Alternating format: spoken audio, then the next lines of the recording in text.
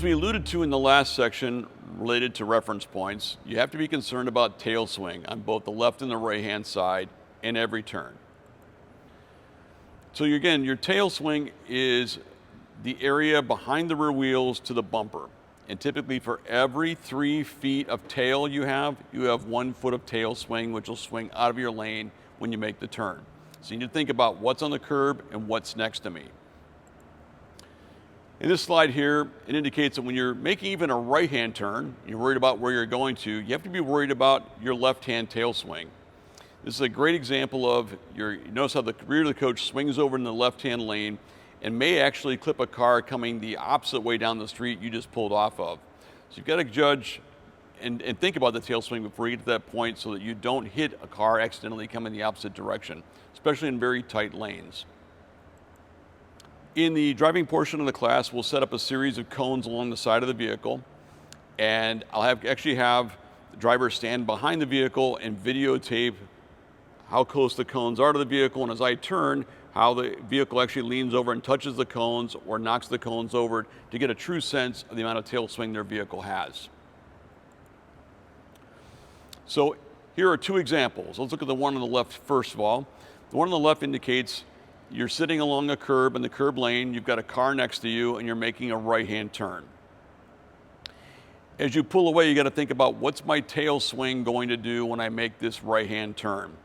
Well, as it indicates there, the tail struck the car sitting next to you. So again, looking at the slide, the vehicle was a little over the edge of the white dashed line, so he was a little bit out of his lane perhaps. But in this case, I would allow the car next to me to proceed through the intersection before I made the turn to make sure my tail would not impact that car as I made my turn. On the slide on the right, this vehicle was sitting against the curb and about to pull out into moving traffic. And as he pulled out abruptly, the tail swing swung over on the curb and struck a sign on the curb. So again, you got to take a look down your right side mirror to make sure there's nothing there the tail's going to catch when you make that abrupt turn out into traffic. If you made a more gradual turn out into traffic, you wouldn't have that amount of tail swing extend over the curb. Here are some examples of tail swing that was not accounted for.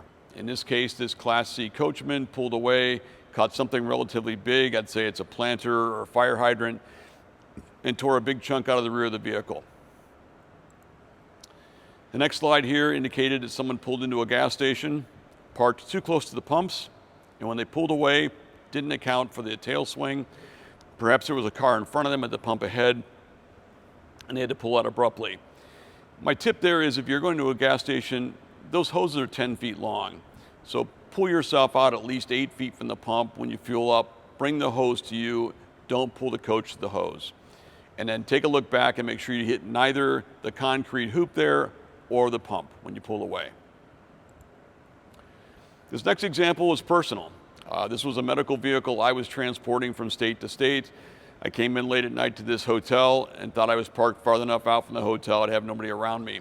In the morning, as I boarded the vehicle to pull out, that little voice in the back of my head said, "Get out and walk around."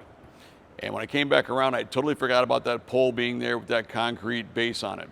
So had I made an abrupt left turn to pull to the parking lot, for surely I would have caught the rear tail of that vehicle and it had been in worse shape when I arrived in North Carolina. Always do a walk around. Look for things that could potentially hook on something you're parked near. In this case, someone tore off the side lamp and the part of the awning bracket there on this coach here. Another example of tail swing damage. In this case, it caught the very end of the coach, the rear cabinet door, or rear bay door, and then pulled the back of the coach off. This is some serious structural damage. Another situation here, this person turned right far too early. It was probably something like a fire hydrant, and it caught, looks like the last 3 bay doors, probably hit the rim there and the wheel well as well, and did that substantial damage. In this case, same thing on the right-hand side, caught something down midway down the coach and scuffed a couple of doors. If he's lucky, he heard it and pulled back, straightened the wheel back to the left and avoided any damage further down the coach. Any doubt, get out and look before you pull away. This damage here, to give you an idea of dollar value, this was actually one where they caught the rear slide out. It looks like, we just simply damaged the slide out a little bit on the bottom and in the middle. This was about $67,000 when it occurred. Struck a pole that was outside. So don't count on your backup camera to catch the things on the side. By the time the backup camera picks it up, you're going to see parts on the ground, parts of what was your vehicle. So don't rely on that camera. You can use a side view camera if you've got them. It may pick up the thing, or it may pick up the obstruction. But again, first of all, get out, walk around the vehicle, look for those obstructions before you pull away. So that's all about tail swing. I hope you understand and have got a better feel for the damage it can do and some appreciation for how much tail swing your vehicle has. Let's move on to the next section.